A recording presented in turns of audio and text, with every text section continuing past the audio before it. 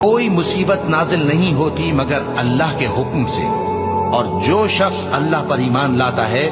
وہ اس کے دل کو ہدایت دیتا ہے، اور اللہ ہر چیز سے باخبر ہے۔ اور اللہ کی اطاعت کرو اور اس کے رسول کی اطاعت کرو، بس اگر تم منہ پھیر لوگے تو ہمارے پیغمبر کے ذمے تو صرف پیغام کا کھول کھول کر پہنچا دینا ہے۔ اللہ جو معبود برحق ہے، اس کے سوا کوئی عبادت کے لائق نہیں، تو مومنوں کو چاہیے کہ اللہ ہی پر بھروسہ رکھیں۔ مومنوں، تمہاری بیویوں اور اولاد میں سے بعض تمہارے دشمن بھی ہیں، سو ان سے بچتے رہو، اور اگر معاف کر دو اور درگزر کرو اور بخش دو